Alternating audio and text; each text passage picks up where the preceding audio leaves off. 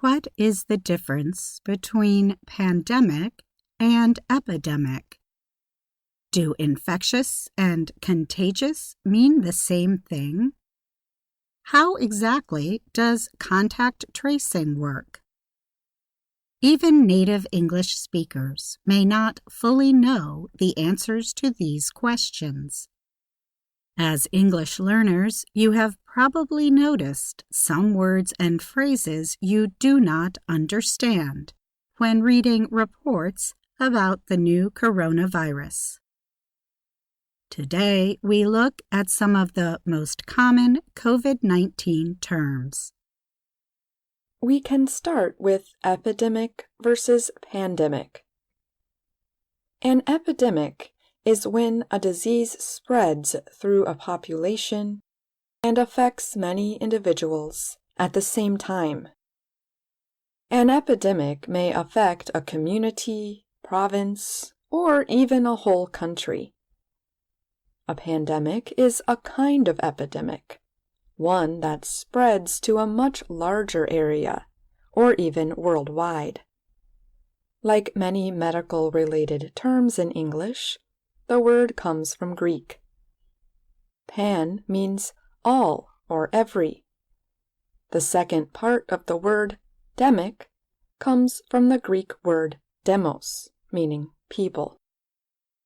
On March 11th, the World Health Organization declared the coronavirus crisis a pandemic. At a news conference that day, the WHO's Director General said, "Pandemic is not a word to use lightly or carelessly."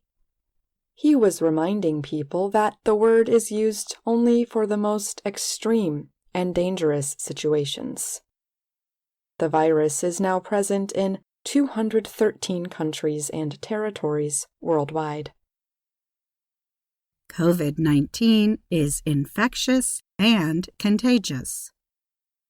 Infectious, the adjective form of infection, describes diseases that are spread through the environment. Malaria, for example, is an infectious disease. Humans contract the disease through mosquito bites. Malaria, however, is not contagious or able to be passed from one person to another.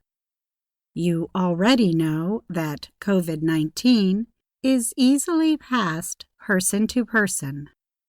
Common colds and the seasonal flu are also contagious and infectious diseases. The new coronavirus has spread quickly, partly because those infected can be contagious before they even know they are sick. In other words, those people are asymptomatic. This word has a lot going on. Let's break it down. A symptom is a change in the body that shows a disease is present.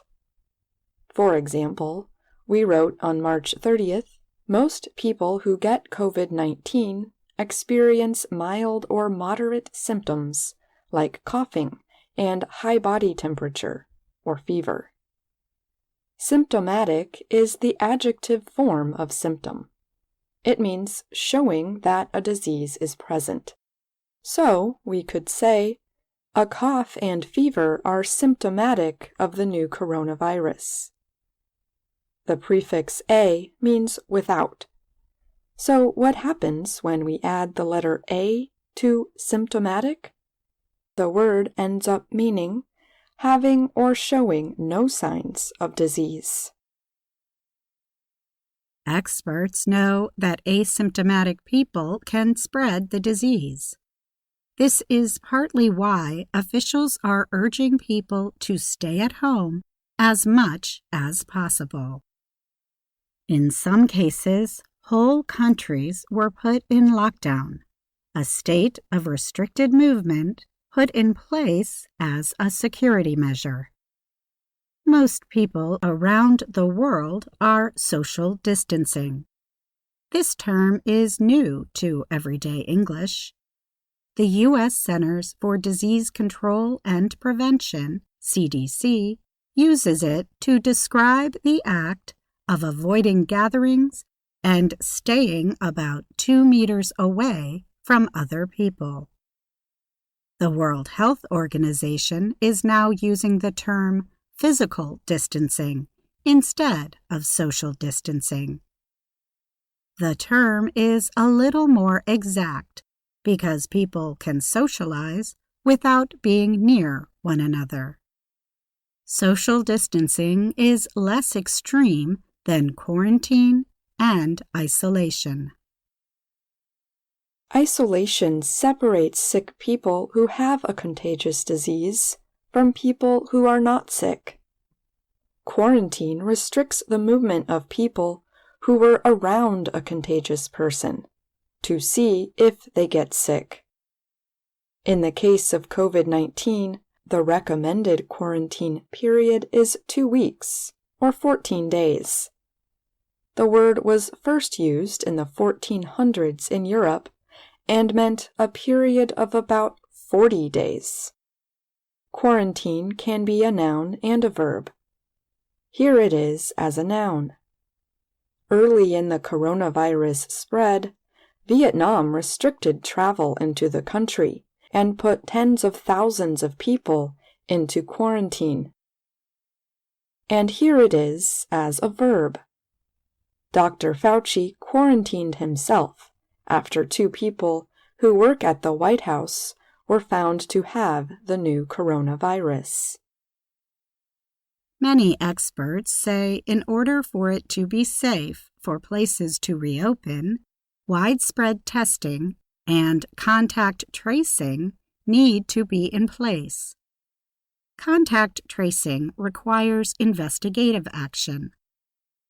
Tracers work with confirmed COVID-19 patients to learn whom they have been close to.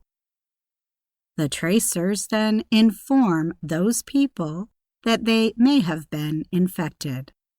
The tracers also provide advice on what actions to take. In some places, such as South Korea and Singapore, contact tracing started early in the pandemic.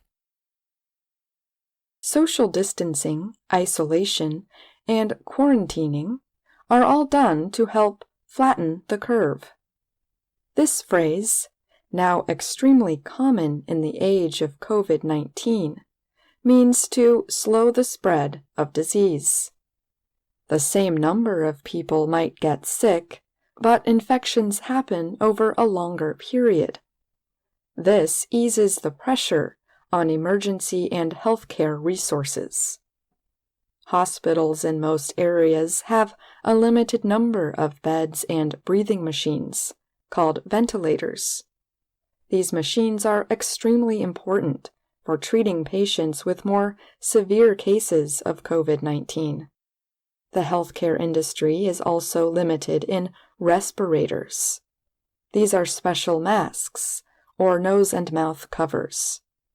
Medical workers need respirators to protect themselves from contagious patients. Here is how Ray Chambers, a WHO official, recently used the phrase on Twitter. More physical distancing and other measures will help to flatten the curve and save lives. Chambers used the term physical distancing. This is not as commonly used as social distancing. The two phrases mean the same thing. And as Dr. Maria Kerkova of the WHO said in the early days of the pandemic, we are changing to say physical distance, and that's on purpose, because we want people to still remain connected. I'm Ashley Thompson. And I'm Katie Weaver.